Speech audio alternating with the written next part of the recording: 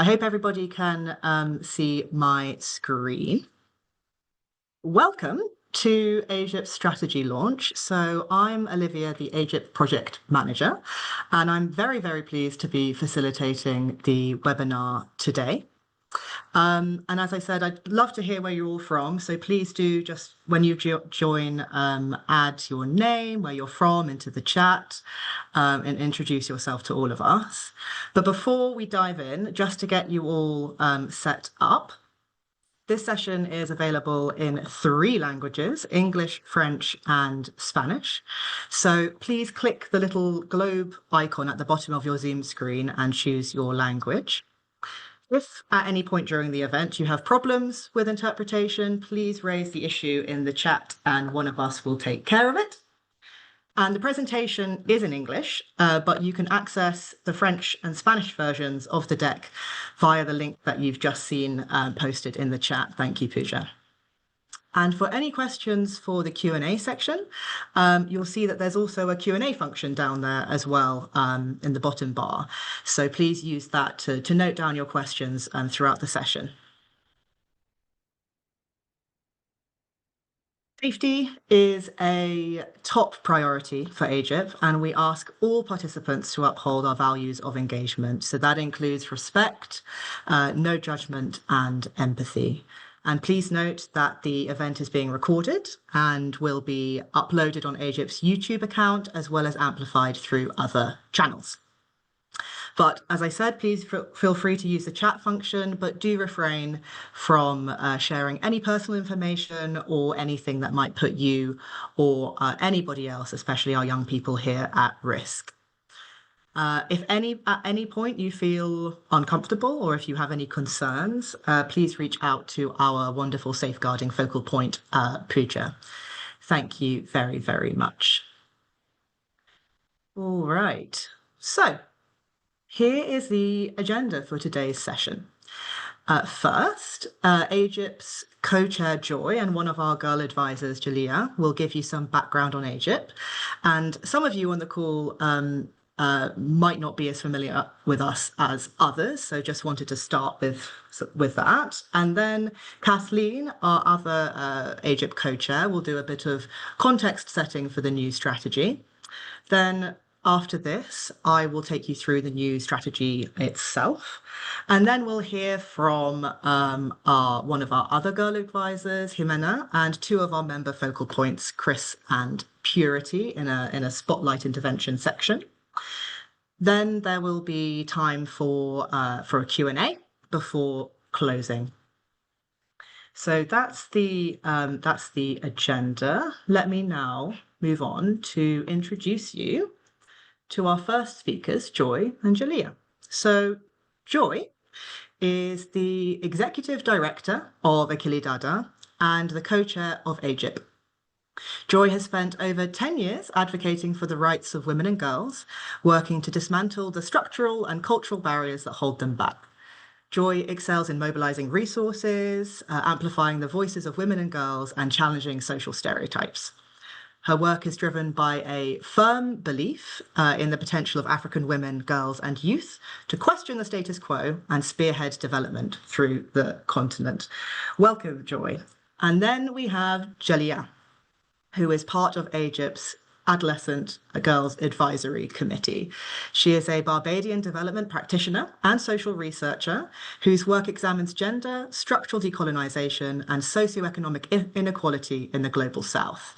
She serves as the Executive Director of Humanity Barbados, a grassroots organization that delivers rights-based services, community education, and research for underserved communities, with a special emphasis on girls and persons with disabilities. So fantastic to have you both with us. So, Joy, please take it away for a bit of background on AGIP. Fantastic. Thank you so much, Olivia, for that brilliant introduction. Good afternoon, good morning, and good evening, everyone who's joined us. So happy to have you here. And I just want to acknowledge that with everything going on in the world, we really appreciate having you on this call. So just a brief background on AGIP. We are the Adolescent Girls Investment Plan, and we are a global intergenerational and feminist coalition with members working with and for adolescent girls across advocacy, research, and at the community level. Um, at the core of what we do, our vision is to ensure that we have a world where girls' voices, choice, and agency to determine their own futures is supported with holistic investment that responds to the complexity of girls' lives and needs. And again, I just want to acknowledge that in our current context, we have seen a lot of rollbacks on human rights and particularly affecting girls. And so this is particularly urgent in the times that we're living in. And our mission is to drive political commitment and accountability, as well as evidence-informed investment to create positive impact for adolescent girls in all their diversities. Again, our mission has never been more urgent than in the times we're currently living in. So why do we exist? Three reasons primarily. One is the global threat to adolescent girls. We're seeing increased marginalization by girls, exacerbated by polarization, shrinking civic space, defunding, and rollbacks. And again, acknowledging what's happening in the globe right now, rising insecurity and wars. And so that's one of the primary reasons we exist. Two is the fact that there's a lack of accountability. Again, in the last couple of years, we've seen a lot of commitments being made towards advancing girls' rights, but there's quite a little accountability for that, and also not much visibility as far as reporting is concerned. Added to that, there's really not much meaningful engagement of girls and young women. And so we want to ensure that there's targeted investments that actually directly reach girls. And lastly is the fact that there's low evidence uptake and knowledge sharing. Robust evidence is not readily available. It remains within, for example, the development circles or within the feminist circles. And so we really want to ensure that we're able to bring a lot of visibility to existing evidence, but also ensuring that this evidence actually drives impacts for adolescent girls. So making sure that there's more accessibility of this evidence and ensuring that there are even more spaces within the sector to actually share this critical knowledge and learnings. And moving on as well, just so all these factors really bring together coalition members, and a lot of AGIP members are driven by the fact that they are motivated and their mission aligned with AGIP, that they are really focused on improving outcomes for adolescent girls through advocacy, research, meaningful girl engagement, and advancing girls' rights, as well as programming. That they practice high standards of meaningful engagement and are intentional about girls' leadership within their own decision-making structures. AGIP members are committed to learning and collective action, and also believe that we can achieve greater impact together. And so our members, we work together, we set our priorities, we share our time, our resources, and our knowledge and expertise with the coalition. And all this is underpinned by a secretariat who convenes us and helps us coordinate our efforts. And at this point, I just want to acknowledge our small but mighty team that includes Olivia, Pooja, and Maloa. And I'll just finally have an honorable mention of our members. We have ActionAid, Akilidada, Amplify Girls, Box Girls, Breakthrough, Frida Fund, Gauge, Girls Not Brides, ICRW, IPPF, LGLI, Malala Fund, Plan, Restless Development, Save the Children, Women Deliver. And all these members have really, really committed to the work and have made AGIP what it is today. And so allow me to pause there and pass it on to Jalaya to just share a little bit about what we've been able to, or rather highlights of our previous strategy. So over to you, Jalaya.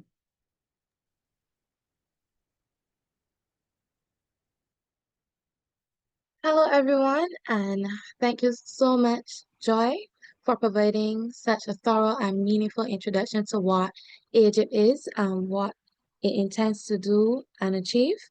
And thank you so much to Olivia for such a hearty introduction. Today, I am privileged to speak to you as a former advisor of AGIP's first Adolescent Girl Advisory Committee, and I am here to share with you some of the highlights and impacts from AGIP's strategy over the last 3 years that the new strategy intends to build on. From 2022 to 2024, AGIP implemented its first strategy entitled Girls on the Agenda and at the Table, which sought to address the persistent inequalities that contribute to the global marginalization of adolescent girls, particularly due to chronic underinvestment and their underrepresentation in decision-making spaces at the global levels. To implement this strategy, much like with the new strategy, AGIP pursued two core strategic objectives centered around girl advocacy, as well as evidence-informed investment, with an underlying approach focused on the meaningful engagement of adolescent girls and youth. The first objective focused on the mobilization of AGIP's coalition to influence global decision-making spaces, as well as to embed adolescent girl priorities into existing gender equality frameworks and development agendas. Between 2022 and 2023, AGIP actively participated in the UN Generation Equality Forum process, which brought adolescent girls into direct dialogue with key GEF decision makers. This sustained advocacy led to a significant outcome where GEF's Action Coalition 6, which focuses on feminist movements and leadership, made an official commitment to prioritizing adolescent girls in their global agendas. During this period, AGIP also consistently engaged with UN Women and made consistent efforts to hold them accountable on their commitment to establish an adolescent girl advisory body through an open letter. In 2022 to 2023, AGIP also amplified the needs and realities of adolescent girls during the Women Deliver 2023 conference, where AGIP served on the advisory group that shaped the conference thematic priorities, and also as a technical safeguarding partner, which provided overarching safety and well-being recommendations that impacted all more than 6,000 conference attendees. Additionally, in 2024, AGIP launched the Accountability Champions platform at the Summit of the Future and successfully secured sign-ons for 3 governments on its Girl-Centered Accountability Charter, urging governments to practice accountability towards girl-centered commitments. The second objective under AGIP's strategy was to leverage the diverse technical expertise of AGIP's members in order to generate and disseminate evidence which is grounded in the lived experiences of adolescent girls in order to ensure evidence-informed investments into adolescent girls. In the last 3 years, AGIP produced 7 research studies with our members GAGE and ICRW, successfully bridging gaps on girl-centered evidence available in the sector, with a special focus on funding landscapes and accountability mechanisms for adolescent girls. And as it relates to its underlying approach on meaningful girl and youth engagement, AGIP prioritized participatory approaches throughout the operationalization of this strategy. This included the launch of its very first Adolescent Girl Advisory Committee, or AGAP, which I was a part of, in March of 2023. And as AGAP members, we provided feedback and insights on various parts of the strategy. And in many instances, we were given the opportunity to represent our needs and priorities at various advocacy events. For example, Rashna, a fellow girl advisor, a Pakistani feminist and advocate, represented AGIP and AGAP in 2023 at the Global Forum for Adolescents. Ni, Masati, and Paula, who are also former girl advisors, also represented at AGAP and AGIP at the 2023 Women Deliver Conference through video submissions.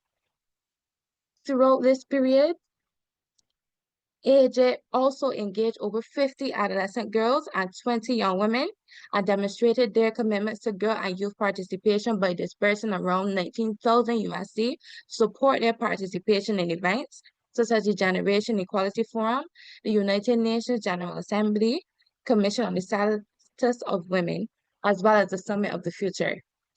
AGIP also published digital safety guidelines and resources and contributed as guest speakers in several events to promote and ensure the safety and well-being for adolescent girls and youth. Throughout this period, AGIP remains steadfast in prioritizing internal accountability and participatory decision-making. In 2023, AGIP revised its governance structure to reflect its external priorities, now formally including adolescent and youth representatives on its board. Girl advisors were also given the opportunity to participate in knowledge production processes, including participating in internal research shops and also writing articles and blogs for external communications.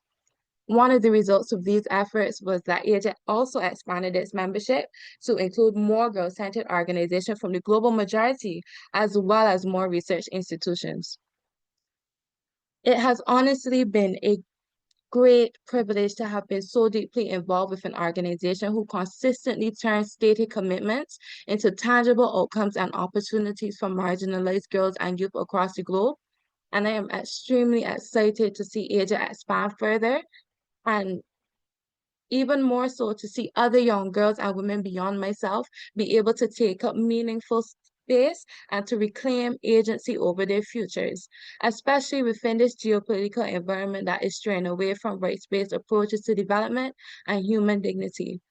It has been my honor once again to engage with you today, and I hope that as we share this strategy, we can reflect on what this means, but to also continue to expand our support for AGIP as a continually emerging global body that remains consistent and steadfast in supporting the rights of one of our most marginalized communities today. Thank you so much.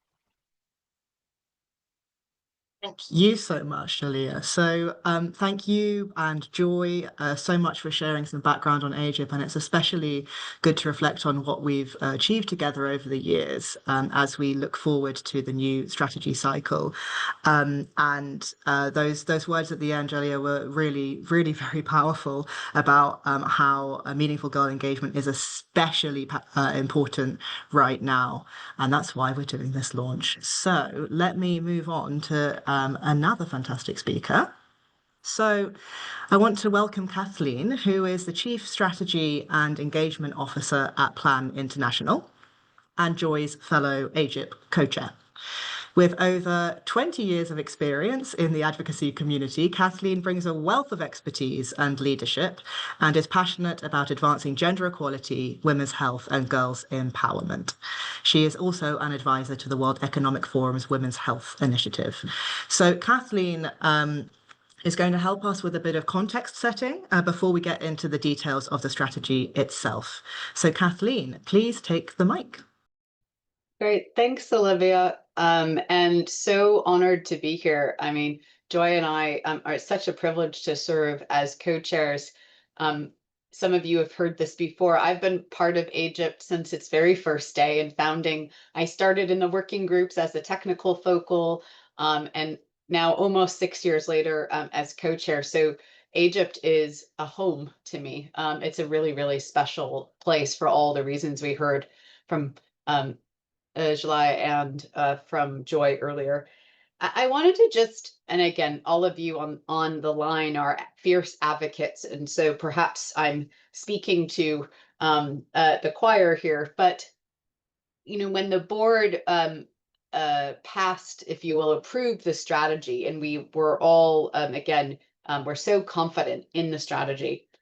We had a really long discussion as a board over the last couple of months on how do you deliver any strategy in any network or any coalition when we're facing some of the toughest rollbacks for girls, adolescent girls that we've ever seen, right? We see a shrinking of civic space around the world. 70% of the world is now in a restricted space, whether you're a girl or young person, adult. We're looking at a world where over 300 million people, including children and girls, are in humanitarian contexts and have needs. We have a rollback on rights. We have disinformation. We have anti-DEI, LGBTQI measures. And so with all of that, we are really thinking about how does AGIP deliver this strategy in that context? And how can AGIP meet the moment? And every coalition and network is having that question, right? And the beauty of AGIP is that we have been, as a network, we've always been a normative force, even though we're not so big, right? We've always been a normative force, helping to point the sector to where we need to head to. We were talking about meaningful engagement of adolescents well before that was ever on the table. We put it on the table. And I'm being boastful because I'm so proud of the work that this group has done.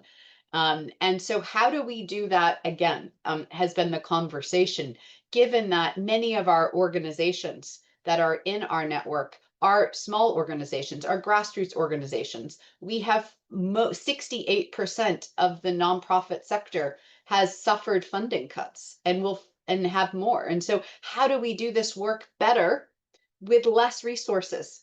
And that's the key. How do we help define what the new world should look like? And we know it is girls at the table. We know that it is civil society at the table. We know it is around having young people leading this work and providing the resourcing, the funding, the knowledge sharing, the accountability mechanisms for systematic engagement. So just to say, as a precursor to the strategy, we're going to take the next couple months, and we call it a learning journey. I'm sure there's probably a better word for it. But we really want to be able to ensure to do several things. One, how do we meet the moment? How do we deliver the strategy? How do we deliver for all of our members? Each of us as part of this network need different things. And so how do we help enable you to be able to do your best work? And most importantly, collective action. AGIP may not be big, but when we all come together, what can we do together to deliver this strategy that none of us individually can do? And that's really the question that we want to get at together over the next few months to help ensure the success of this strategy. Because the strategy is for the next few years, but how we implement it together and use collective action is really our focus over the next few months. So Olivia will be reaching out to you on behalf of the board. We're going to set up a few facilitated workshops to really get at this. We might ask you to meet with you one-on-one. Why did you join AGIP? We're going to go back to some of our founding members who launched AGIP. What was your aspiration? How did we meet the moment when we got this work on the agenda? And we're going to bring the board in around the UNGA period in September, hopefully, to be able to hear some of those conversations and to be able to help take some decisions on, again, how can we best position this group?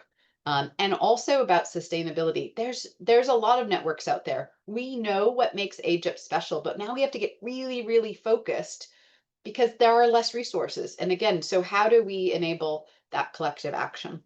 So I'll leave it there. Again, on behalf of the board, Joy and I, on behalf of the AGIP board, fully endorse the strategy that you're hearing today. And we really call on all of you to help think through, again, how do we really get that impact that you'll see in the strategy in the next few minutes. So back over to you, Olivia. Again, thank you for your leadership. Thank you again. I see some of the secretariat here, Maloa and Pooja, for all of their support. I think that just the last piece is this strategy was designed and built by the working groups, by young people. This was not a top-down exercise, and that's really, really important. So I hope you all see your work, your needs, your ambitions in the strategy, and looking forward to having these conversations over the next few months. Olivia, back over to you. Thank you so much, Kathleen, for routing this strategy launch in the very, very fast evolving and often quite challenging context that we find ourselves in right now. And I'm very much looking forward to those conversations over the next few months to do exactly what you say and make sure that we're really meeting the moment. So let me share my screen again. Make sure I can do this smoothly. There we go, that should be fine. And I'm very excited now to take you through the key points of AGIP's 2025 to 2027 strategy, action and accountability for adolescent girls. I hope that you really enjoy the illustrations as well. We got some new ones commissioned for this strategy, which I think are very, very beautiful indeed. So it's important to first acknowledge that this strategy has been a year in the making, with many, many touch points. As Kathleen said, it wasn't top down, it wasn't from the board. Obviously, the board were involved, but this was primarily with members and with AGAC, our Adolescent Girls Advisory Committee. So we must give our thanks to everybody who was involved in all of these sessions for their steer, their ideas, and their contributions since last May. So thank you very, very much indeed. So moving on to what makes AGIP unique. So an important first step in refreshing the strategy was to identify AGIP's UVPs through all of these conversations that I had on the previous slide, and also a sector scan. And of course, this was something that we did a bit earlier in the strategy refresh process, but then really had to revisit again at the beginning of the year as the global trends started to look a little bit more challenging. So let me just take you through what we came out with as our special source for AGIP.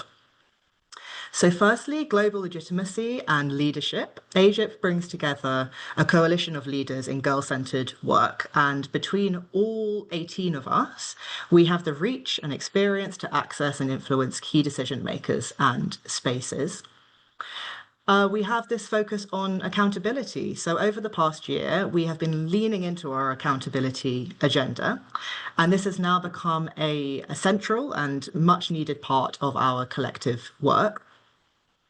Then there's multi-sectoral expertise. So AGIP brings together a whole range of experts within the coalition across different fields and also thematic areas who collaborate and combine their strengths to be more than the sum of their parts. And then girl-centered by design and practice. You can tell this is a bit of a chunkier one. It's important to AGIP that we walk the talk on meaningful girl engagement and safeguarding always, and that we really model that. And then agile and dynamic collaboration. In today's fast-moving world, AGIP can offer solidarity through collective action and knowledge sharing, and is designed to be responsive to members' priorities and needs. So these are the 5 things that we really feel make AGIP unique today. Move on. You'll see that AGIP's broad vision, mission, and strategic areas from the previous strategy, as described by Jalia, still stand.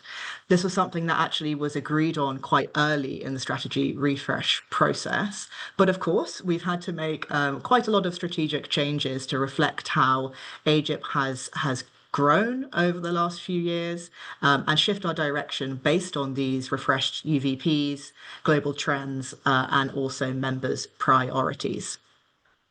So this is a summary of the key shifts that we're making in the revised AGIP strategy across our strategic areas.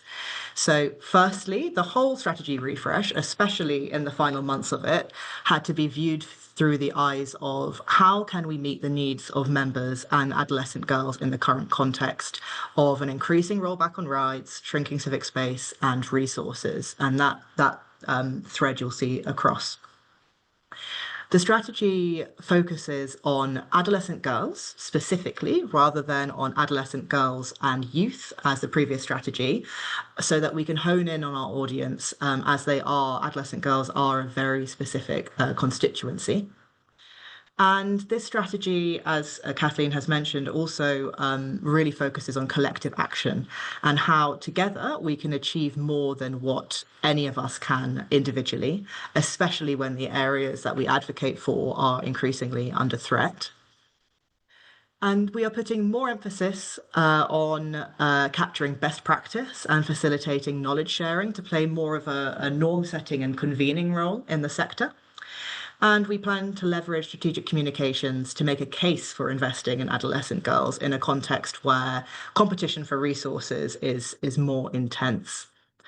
And then finally, we've built in agility into the strategy with the understanding that the world can change very quickly and we need to be able to move with our members and also the lived realities of adolescent girls. So those were the cross-cutting elements. But now on to our refreshed strategic objectives. So we've retained the two strategic objectives of advocacy and evidence, and then the overarching approach of meaningful girl engagement. But of course, we've made quite a few changes. So for advocacy, the strategic objective is we leverage our collective strengths to influence global decision makers and advocate for increased commitments, investments, and accountability with and for adolescent girls. So to break this down, this means that we will advocate for adolescent girls' needs to be prioritized in major advocacy spaces, but we will also create additional, mostly virtual intergenerational spaces outside of the traditional advocacy arenas for to encourage more inclusive participation of adolescent girls. And we will advocate for girl-centered accountability with decision makers. As the strategy title suggests, accountability is definitely a broad theme in this strategy, both externally with governments, but also internally among ourselves and our members. And some of you might already be familiar with our flagship advocacy project, the Accountability Champions platform. But if you want to hear more of that, that's a separate thing, but we can definitely chat after this webinar. And we will also focus on unlocking more flexible funding for adolescent girls and girl-led organisations, which again is increasingly important in the current funding restrictions that we're experiencing. And then finally, we aim to better use evidence and strategic communications to inform and expand our advocacy and collective action. So that's advocacy. Moving on to evidence. Here, the strategic objective is we draw on our members' technical expertise to generate, use, and share evidence and resources informed by lived experience, demonstrating what works with and for adolescent girls. So here, our sub-objectives focus on advocating for members and allies to close knowledge gaps, and then to use participatory methods that meaningfully engage adolescent girls when they do. And although it is important to generate new research, of course, in the new strategy, we are focusing more on uptake and dissemination of evidence among our members and the sector, but importantly, among adolescent girls themselves too. And as one of the gaps that we found was to do with silos and uptake, we are creating more opportunities for learning between members and the wider sector to keep evolving and advancing positive impact for adolescent girls. And then, and when we talk about uptake and dissemination, you might remember the 7 reports that Jalia referenced earlier on as well. So we're trying to make the most of that and make sure that they are really accessible to who needs them in the sector. So for meaningful girl engagement, our approach to meaningful girl engagement and safeguarding guides everything that we do. So here we will be intentional about walking the talk on MGE and promoting best practice on safeguarding, especially now that girls and young people's participation in person at global advocacy spaces is a little bit more risky, let's say. They're more likely to face some hostility now potentially than they were before. And finally, a key update to the strategy is to embed our wonderful Adolescent Girls Advisory Committee. So you've heard from Jalia and you're about to hear from Jimena as well.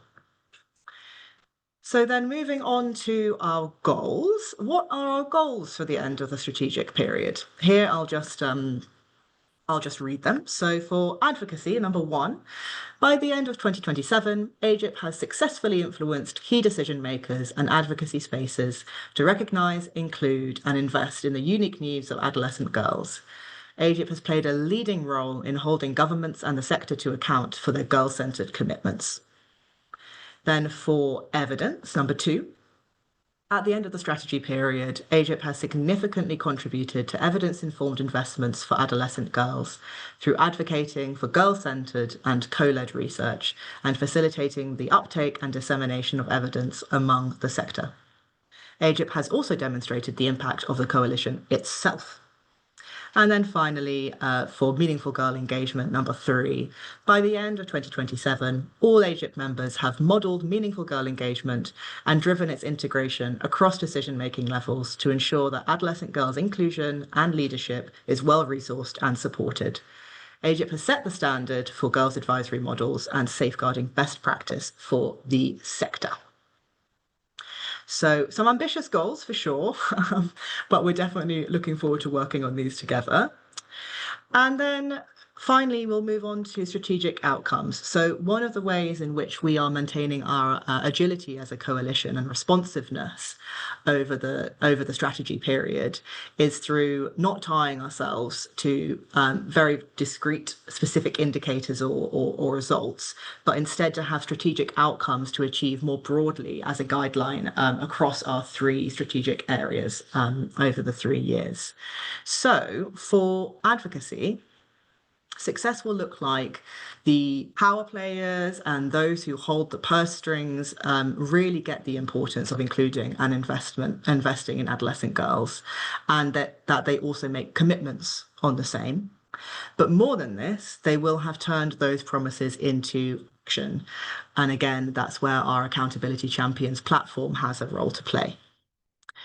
And that adolescent girls, wherever they come from, are able to engage more fully in the decisions that affect their lives. And we hope that flexible funding is made available to the girls doing great advocacy work, and AGIP's collective action enables us to have greater impact than any of us could individually.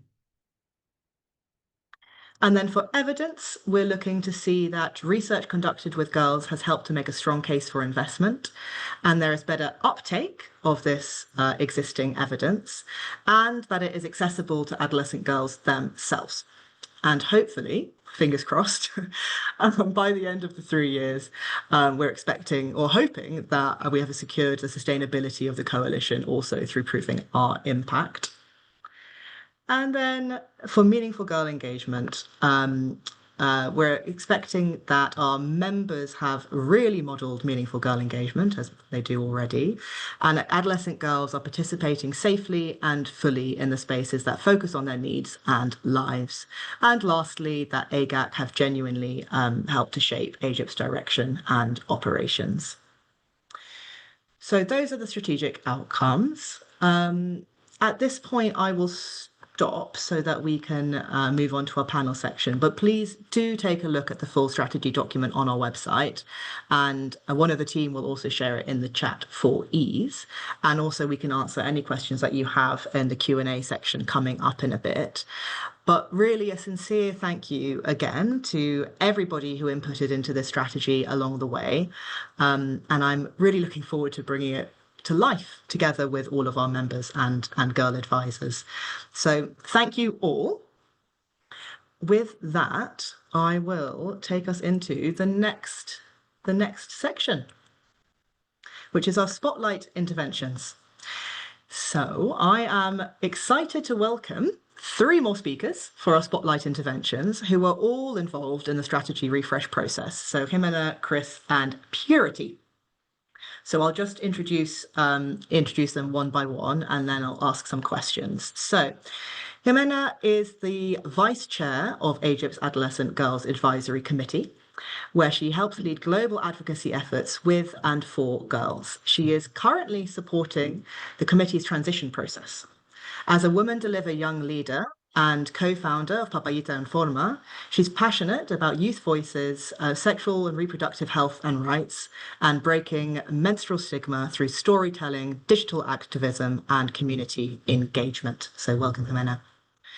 Chris is a senior manager in youth engagement at Women Deliver. He joined Women Deliver in May 2021 and since then has served as an organisational focal point for AGIP. Since joining Women Deliver, he has led and contributed to a range of youth-centred initiatives, including the Young Leaders Programme, the Emerging Leaders Programme, and activities tied to Women Deliver's global conferences. So we've got that big one next year in April. Chris brings specific expertise in meaningful youth engagement and co-leadership with a strong commitment to advancing AGIP's mission to improve the lives of adolescent girls worldwide. Hello, Chris. And then we have Purity. For the past 4 years, Purity has served at Amplify Girls as a communications officer. Passionate about storytelling for social change, she applies her expertise in strategic communications and digital storytelling to amplify the voices, work, and impact of community-driven organizations developing girls' agency in communities across Africa. Although Amplify have been active member with AGIP since 2021, Purity is a more recent focal point. So it's great to have you with us as we move into this new strategy cycle. So with that, let me stop sharing my screen so you can see their lovely faces. Here we go. So Jimena, as a member of AGAC and also as Vice Chair Youth of the AGIP board, you were involved with AGIP from the start of the strategy refresh process. Do you have any highlights, reflections, learnings from this process? And also what aspect of the strategy do you think will make the most difference to adolescent girls? Over to you. Thank you, Olivia. Well, I think my journey, along with the other girl advisors' journey, has begun by reading a document, but not just by reading a document, but by really trying to understand it, and that takes time. As girl advisors, we had 3 rounds of consultations and 2 rounds of review. And so it really takes time to understand because each session was per each month. And yes, so what happened is that through each session we realized we would give some feedback, and by the next session we would be updated on how our feedback was being included. And that was really nice because it doesn't feel as if we were just giving advices, but it really made us feel part of the process and not just being informed about it. One of the challenges, though, was the language, because the strategy documents can be full of technical terms and acronyms that we don't necessarily know. We all have different ages in the Girl Advisory Committee. We all have different backgrounds. So it's sometimes hard to agree on what do some acronyms mean. But AGIP worked hard on simplifying the language, but never oversimplifying it. I think it really was a balance between making it understandable for us, but also empowering us to own the language. We had so many sessions about global advocacy spaces and popular acronyms like SRHR, but we also learned to use more internal acronyms like GA for Girl Advisors. That one took me so much time for some reason, but also MGYE for Meaningful Girl and Youth Engagement. So it takes some time to get used to the specific language. And what I like is that it wasn't just about breaking it down, but it was really about giving us the confidence to speak with those terms.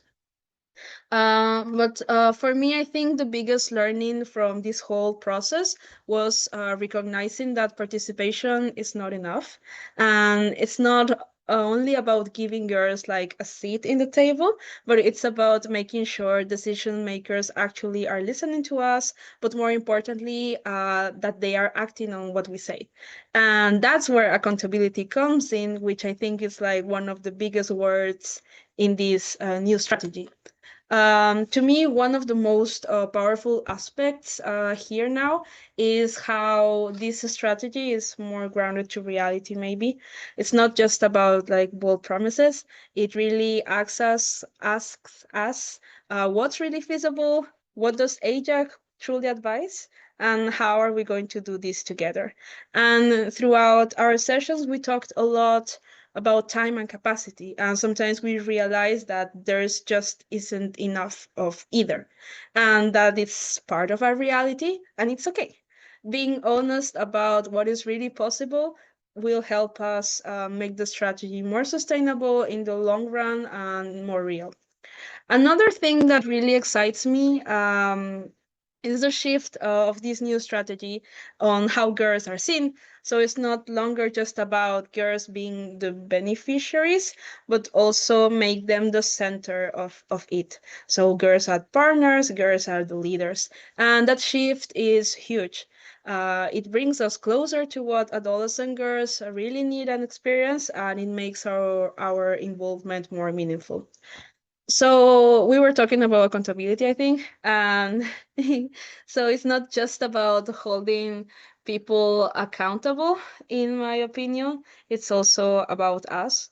And at every step, we girl advisors, we were invited to co-create, which means we would go from helping design the meetings to also contributing to this whole transition process of girl advisory committee.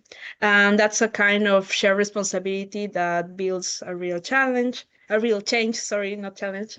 And it hasn't always been easy, but every challenge has been a learning moment.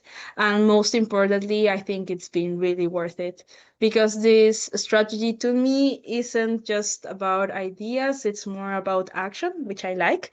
And I think me and other girl advisors can say we are really proud of being part of this process. So Elena, thank you so much. I loved that final thought about not just about ideas, but about action. And I hope that we've done justice to that by putting action in the actual title of the strategy itself. And I loved your point about the new strategy centering girls as partners and leaders. I think you said not as beneficiaries, and this is really important as part of AGIP's own accountability mechanism, right? And we hear you on inclusive language. This is something that is important, and we will work to do better at always with AGAC's help, of course. So thank you so much for sharing your thoughts. So, Chris, moving to our second speaker. You've been a very active focal point for AGIP since you joined Women Deliver, engaging predominantly on supporting adolescent girls and young women to participate at global spaces, and you've been an integral part of the Coalition's Accountability Champions platform. That's a task force, by the way, that we've set up to work on our accountability agenda. So, what aspect of AGIP's new strategy resonates the most with you? Thanks, Olivia, and thanks, Jimena, as well. I feel your pain on acronyms. We're currently planning for our conference, and there's been a proliferation of different acronyms, and I'm trying to keep track of it. So I feel that with you. So yeah, thanks, Olivia, and thanks for everyone for joining this call and for all the work that was put into this strategy by the different constituent members. I think what I like about this strategy is that it reflects the current time we're in. As many of the other speakers have noted, we are living in very different times. The rollback in rights, the rollback in aid, and also just the systematic rejection of international norms and standards. I don't need to elaborate really on that because I know everyone on this call understands the perils better than most. But I think a lot of organizations and by extension coalitions are doing a lot of soul searching and trying to think of how they're going to shift their strategies and shift their approaches to the work they do in order to still be successful. So I think the timing of AGIP's revamped strategy is critically important because it's able to reflect the time that we're currently engaged in and currently dealing with. And also, I'll try to talk slower. Apologies to the interpreters. I'm somewhat of a fast speaker, but I will endeavor to be slower. So to your question, I think at the heart of AGIP, there's this bold commitment. right? That we want to not just advocate for girls, but actively shift power to them. And I think nowhere in the strategy is that more clear than our approach to accountability and collective action. So, as we all know, AGIP puts accountability front and center, not as just a demand for others, but as a standard we hold ourselves to. This is a bit like walking the talk. We model girl-centered leadership within the coalition while also still pushing for formal accountability structures that include girls in decision-making spaces globally. Importantly, and I think this goes to what Olivia and Jimena has said, is that this has been an iterative and learning process. And we constantly try to improve and think about how we can do better, what worked, what didn't. And I think a lot of that is clear in a lot of the accountability work we do, but most notably in the accountability champions work stream, which we've had to adapt many times because of the different changing worlds and the changing factors outside of our control. Jimena talked a lot about this, but too often adolescent girls are spoken about, but not with. And AGIP, in my mind, is changing that significantly. In my experience working with the coalition, through multilateral space engagement, whether it be CSW or UNGA or the Woman Deliver Conference, to evidence collection, I think we are grounding our advocacy in lived experiences and measurable outcomes. And so when looking at the goals for 2027, like ensuring investments reach girl-led initiatives and global actors adopt reporting mechanisms that include girls, we're not just hoping for change, we're planning for it. And I think that's an important difference, that we want to be active agents in ensuring this happens, as opposed to just hoping it happens and wherever it'll respond to that. But importantly, these sort of accountability mechanisms don't happen in isolation. It does take collective action. And AGIP's power lies in its model, a global international feminist coalition. We all come from many different sectors, advocacy, research, funding, programming, but we do share governance. We co-create our priorities as a coalition and pool our strengths to advocate more effectively for girls globally. So whether it is, influencing global platforms like CSW or responding swiftly to threats like rights rollbacks, I think the emphasis on AGIP being a nimble, united, and unapologetically girl-centered coalition is very important. So I, very much look forward and did have an excellent time working with AGIP in the Woman Deliver Conference in 2023 in Rwanda. And we also very much hope to work with AGIP in our next global space in 2026 in Australia, in Narm or Melbourne. Because I think Woman Deliver and our conference as an extension embodies many of these same values. So I think overall, in a world that's rapidly shifting, AGIP reminds us that we are stronger together, and accountable change is possible when we move and act as one. So thank you so much, Olivia, and thank you to everyone else who was able to join this call. Thank you so much, Chris. I was just scribbling notes as you were speaking, and I think you said something which I thought was fantastic. Nimble, united, and unapologetically girl-centered. I think we should change our whole strategy and strapline to include that instead. So thank you for that.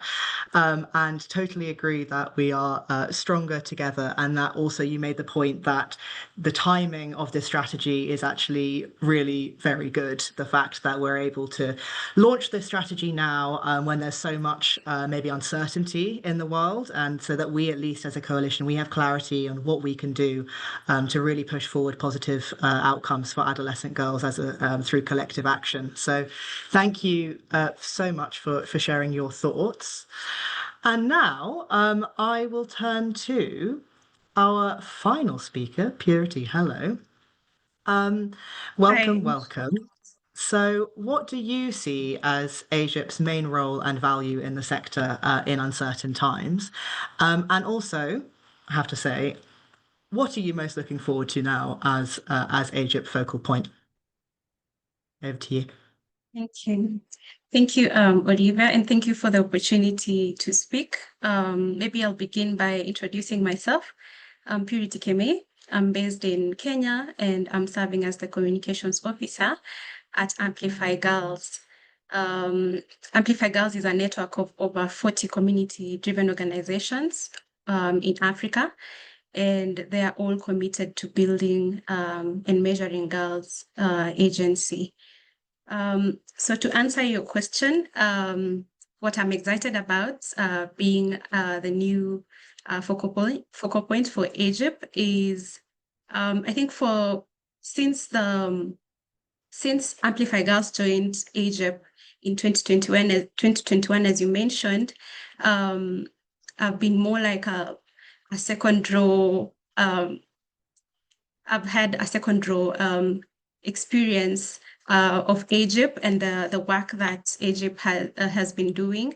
But now I get to have a more frontline experience and the privilege to have the opportunity to contribute to the incredible work that AGIP is doing as a coalition and what it does for girls and with girls. And especially in catalyzing change that gives all girls the opportunity to exercise their voice, choice, and agency. And on to the second question that you mentioned, that you asked, what is the role and value of AGIP in these uncertain times? These are really deeply uncertain times where civic space is shrinking and rights are being rolled back, as has been mentioned by other speakers. And what we are also seeing from the larger society, civil society, especially from our network partners, with the current government funding cuts, is that funding is harder to come by, especially for organizations working directly with girls at the community level. So in moments like this, the question isn't just what we do, it's how we do it and who we do it with. Coalitions like AGIP bring structure and unity to a scattered space. It reminds us that we are not working in isolation, that there is a bigger vision that we are all contributing to, a world where girls can exercise their voices, choice, and agency to shape their own futures. So one of the things that I can say is the role and value that AGIP brings in these uncertain times is that AGIP allows for collective action and leadership. And at Amplify Girls, we believe that those closest to the girls, that is local grassroots organizations, are the ones that are best placed to lead. But too often, they are not invited to the table. AGIP creates a room for these voices at the table, and not just to participate, but to influence decision-making towards the recognition of the unique needs that adolescent girls need or have. So a good example of this is when during the Women Deliver conference that I think has been mentioned, where one of our partners called Jocelyn Izire from Impanuro Girls in Rwanda was able to speak and had the opportunity to speak in a discussion on funding adolescent girls, now from the perspective of a local girl-focused organization. Secondly, AGIP puts girls at the center. And I think Zemena has talked about this. And they do this we do this not just in words, but in practice. Through my work at Amplify Girls, I've seen how powerful it is when girls' lived experiences and voices drive change. And that is why we co-created the Adolescent Girls Agency Survey. I'm hoping that most of you, if not all, have been able to hear about this. You can learn more about this on our pages and our website. And the AGAS, as we call it, is a tool that we look forward to launching and opening up to the public this coming month in July. And this tool, the AGAS, was developed by with our partners across East and South Africa to measure if a girl's ability to create change in her life and in the community, which we term as agency, has grown during her time spent in a program.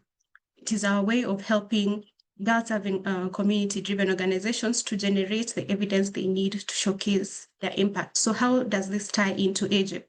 AGIP champions this kind of work. by advocating for its members, like Amplify Girls, to generate research and evidence on what works with and for adolescent girls, and in a way that truly centers girls.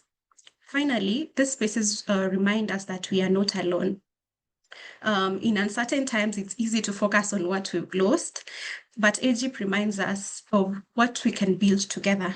Now more than ever, we need more of this, more collaboration and platforms that shift power and resources to where they matter most, and a community that's deeply anchored in girls' realities, and more commitment to keeping adolescent girls not just on the agenda, but at the center, not just included, but resourced, not just talked about, but a part of the conversation. So thank you so much for the opportunity to speak, and congratulations to AGIP on the launch of this new strategy. And now I'm going to hand it back to Olivia. Hand the mic back to Olivia. Thank you, Purity. Some really powerful words there too. And so I think what I really loved is that you said that AGIP brings unity to a scattered space. And I think right now, obviously, there's so much discussion about what's happening in the world and all of the challenges, and all of the conflicts and all of the constraints and all of that. But actually, what's really going to pull us forward is optimism, and a message of positivity and hope that actually, if we all band together, and make sure that we've got adolescent girls at our centre, we're going to be just fine. So thank you so much for that. And with that, to be honest, I don't really need to share my screen again, but I will because there's a lovely illustration. That brings us on to our Q&A section. So there is a Q&A function down below on the Zoom bar. And so if you've got any comments, even any reactions, anything you want to say, hopefully relevant, or any questions, then please do put them there, and I will be trying to follow that on that function. Then also I've got teammates in case there are any questions that have come through in the chat. Alternatively, please feel free to raise your hand and one of us will be able to unmute you and you can take the mic. So I'll just give a little moment for people to reflect and gather themselves before we close.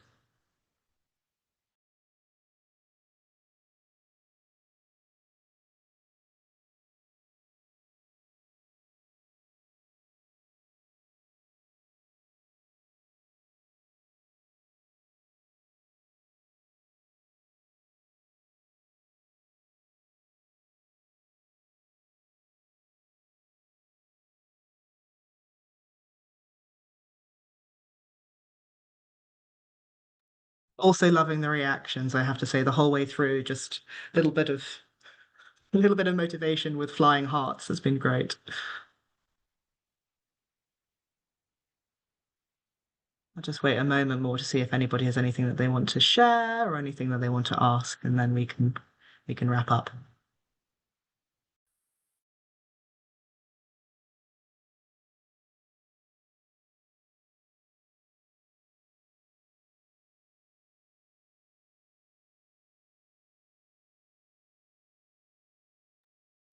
Thanks for coming, Yvette. Great to have you here.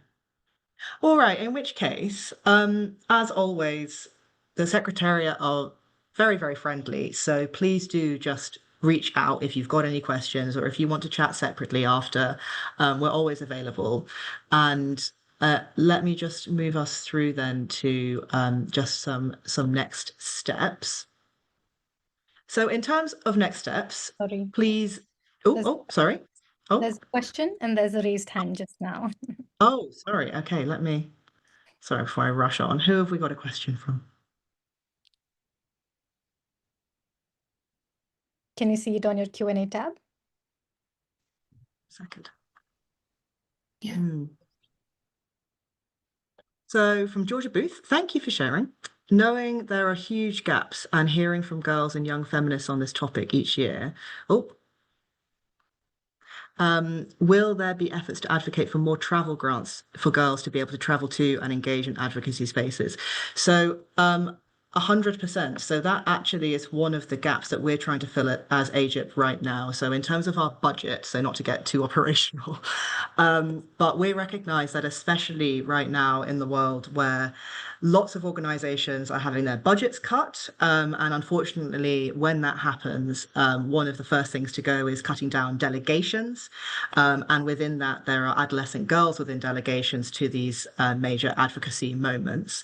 And so in recognition of that, and that our members now might be finding it more difficult to be able to put the budget aside to have adolescent girls be there in person and all the costs that comes with, of course, from a safeguarding perspective, it's not just having the adolescent girl be able to be there in person, it's also to be safe and have a chaperone and all of that.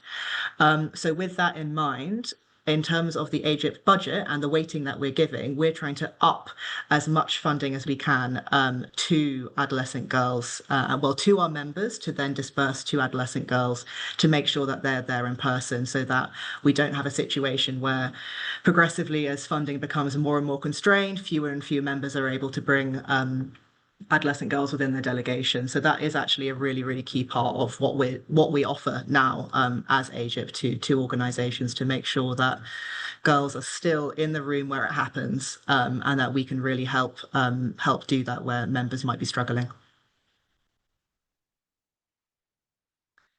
Any other questions?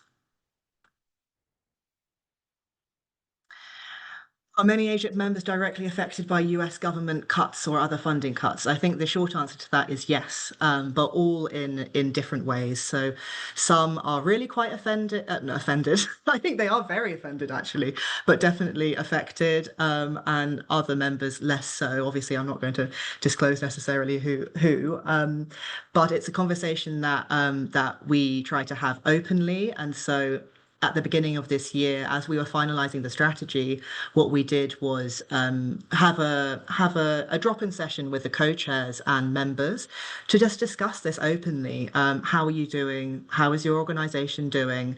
Like, have you had to make any cuts? What does the future look like for you? What impact might this have on your engagement with AGIP or your thoughts on AGIP's strategy? And we just had to really have quite a frank and honest conversation about that, because everybody is struggling in some way. I don't think there's anyone who hasn't been impacted somehow. So it's definitely something we try to create space to have conversation about, and members can come to us if they've got important updates that affect their operations or engagement or anything like that. So yeah, in case that answers your question. Have we got any others? Noting goals on influencing government and funders, could you share any more about what this looks like in practice and if AGIP aims to invite more funders into AGIP? So in terms of influencing government and funders, this mainly is part of our Accountability Champions platform that Pooja can speak a little bit more about. But essentially, we're trying to get together a task force of members. We've got some very active members, for instance, Chris is on that task force, where we are really trying to hold governments and also sector players and other funders, for instance, UN bodies, to account to the commitments that they're making to adolescent girls. So Pooja, do you want to step in and speak a bit more about that? Of course. Thank you, Olivia. And on what this looks like in practice when we're trying to influence the governments, what we're trying to do right now is essentially bring all of the interested governments together to have a chat with us around where are the real challenges when it comes to accountability, because we know and we've known for decades now that there are progressive girl-centered commitments. Every time there's a big global advocacy and policy space, and the outcome documents of those have usually had really good commitments. Less so in the recent ones, but there were many foundational ones which were actually really progressive and feminist in their values and how commitments were made. But when it comes to actually following through we are able to access really less information, and we understand that there are many, many challenges. So what we're trying to do is sit down, have honest conversations with governments, invite them to engage with us through the Accountability Champions platform. And at the core of that is a very simple girl-centered accountability charter that we have co-created with Adolescent Girls, which basically encourages governments to initiate accountability, like kickstart accountability. We've heard excuses around why including adolescent girls is difficult, or there are added barriers. And we know all of those excuses and challenges exist, but through that girl-centered accountability charter, which is very simple, any interested government can kickstart their engagement and action on that with us. And we, as a part of that project, we're also trying to convene knowledge sharing spaces where it's not just us curating recommendations on how accountability or goal-centered accountability can actually be advanced, but also curating resources from the wider sector, because we know this is not the first time that accountability is being discussed, but girl-centered accountability is something that's fairly new. So we're trying to, on one hand, curate, amplify, and spotlight resources. On the other hand, make it more accessible for governments to actually start acting on it. So we're on it, and you would definitely hear more from us on this. And on the funders bit, yes, I think, Olivia, you can take that one. We are definitely always interested to have a chat with funders. So yes and yes, and with the new strategy, our fundraising activities will also start very, very soon.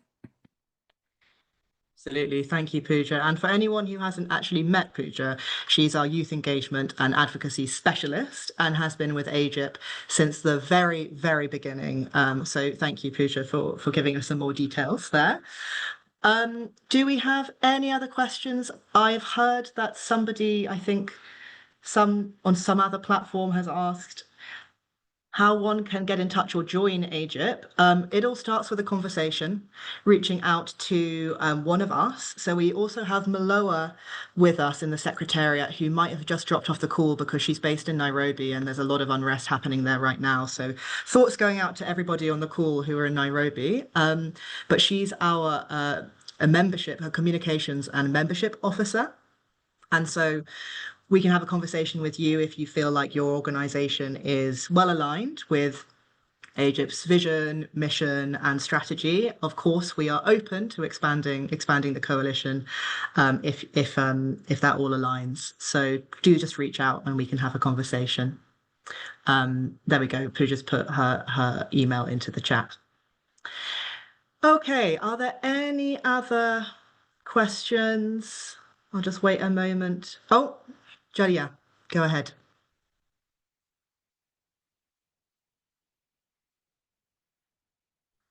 Hi, yes, please. I thought I would just give a general comment. I think for someone who is no longer considered an adolescent and well, hasn't been an adolescent for a very long time and now falls beyond the age where I would be eligible to be a youth advisor for AGIP. One of the things that I really appreciate about being engaged in the farming strategy and the development of this new strategy is that the efforts made towards achieving the core objectives, such as participatory decision-making or even safeguarding, especially, which wasn't really touched on in depth today due to time. It really makes you challenge your perspective or reflect on your own lived experiences. There's so many practices within philanthropy and the global funding space, from grant making to youth engagement, that are really inherently adultish and has ironically produced more harm than good among adolescent girls and youth. But what continues to impress me is the ethic of care demonstrated by AGIP, especially Pooja, that is reflected in their meaningful girl and youth engagement, such as providing support beyond girl advisors to community focal points to ensure that young people engaging with AGIP are safe and cared for throughout their engagements with AGIP. Even just their processes for capacity building of said young people and ensuring that their decision making is not just reflected via words in the strategy. Their decision making is not just only reflected in the strategy, but that they have an opportunity to promote their wants and needs themselves and I would implore all of you, I find that the language is not too technical. If you could just take a look, even though the website is revamping, I found it very interesting to see the research documents, and it's not just research, the technical documents that have been produced to really promote meaningful youth engagement, or just to see things that AGIP has done. For example, they hosted a session, Where is the Money? I feel like sometimes just reading and providing yourself with new perspectives is an inadvertent way to be involved, because then you can reflect those practices, or you can bring back those practices to your own work and your own realities, where young people continue to be left out of these spaces. So I would just like to, maybe, I guess, advertising agent once again, but as a young person myself, I've been made aware of adultish practices that young people continue to adapt into their own work, because I guess as a legacy that was passed on as, this is how we can do things, or this is how we do things. But I really think that the strategy, the 2022 to 2024 strategy, and a strategy that will be implemented from here on out, is something that we can all really learn from in our own way. And I'm just thankful to be here with you all today, that we can share just a little snippet of this. Julia, thank you. I don't think we could close better than that, to be honest. That was really great to hear you add some extra reflections, and certainly I think AGIP, we could say, is doing a big campaign against adultism, maybe going forwards. And one of the things that you said that really struck me is level of care. And certainly Pooja gives a great level of care. So Pooja meets with AGAC, the Adolescent Girls Advisory Committee, every month. And they have a workshop. They've been doing that now for years. And I think level of care is something that we've really tried to build into the strategy in terms of collective care, solidarity, safeguarding, and all of that. So I think that's a really nice idea to leave us on as well. And I think that's why we're all here, right? We're all here today. We're part of AGIP. We're at this webinar because we care. So thank you for that. We have 10 minutes left, so we're actually perfectly on time. So I will just quickly go back to a few next steps, and then I'll pass to Kathleen to close. So, in fact, you don't need to see my screen for next steps. It just says next steps. So please do go and check out the website for our strategy, as Julia just said, and reach out to any of the secretariats, so me, Pooja, or Maloa, with any thoughts or questions. We will be uploading this video on AGIP's YouTube channel, and also amplifying aspects through our socials. So that's on X, Instagram, and also more recently, now we're going to be doing posts on LinkedIn as well. So if you have any resources linked to the themes of the strategy, which you think would be useful, interesting to the coalition, please do share. And if you would like some more regular updates, then you can also sign up to our newsletter if you haven't already. But with that, I will now just hand back to Kathleen for some closing words. Great. Thanks, Olivia. And really just, I have the easiest job, is just say thank you. Again, we're really, really thrilled about the new strategy. And again, I hope that all of you on the call see your work and your ambition as part of this new strategy. We cannot do this work without your support. And I want to first thank the Secretariat. It's a very small Secretariat, but very mighty. And I know they're so dedicated every day to meaningfully engaging young people. You've seen the care that they take, and supporting the working groups, and that's Olivia and Maloa and Pooja. So thank you from all of us. I also want to thank particularly the Wellspring Philanthropic Fund. Wellspring has been with AGIP since the beginning. And I honestly, there are very few funders in the world that have approached their partnership. And I say partnership with AGIP in the way that Anna and Maureen have. They have been with us for our strategies, for consultations, for just checking in on us. And again, we have so much respect for how they partner with organizations like AGIP, and they have seeded this next strategy. And so while we are welcoming of additional partners with us on our journey, we have huge ambitions. They are helping to kickstart this next strategy. And so we just want to give our deepest thanks and admiration to Wellspring. And then lastly, to each of you, again, with huge amount of thanks for your partnership, for all the work that you do. And so with that, we're hoping to build a bigger tent and longer table with all of you. And again, really looking forward to this next strategy period. So thank you all for attending. Please check out the website, download the strategy. And again, I hope you'll join the AGIP Coalition for this next period. Thanks, everyone. Thank you, everybody. Thank Speak you. soon. Bye-bye.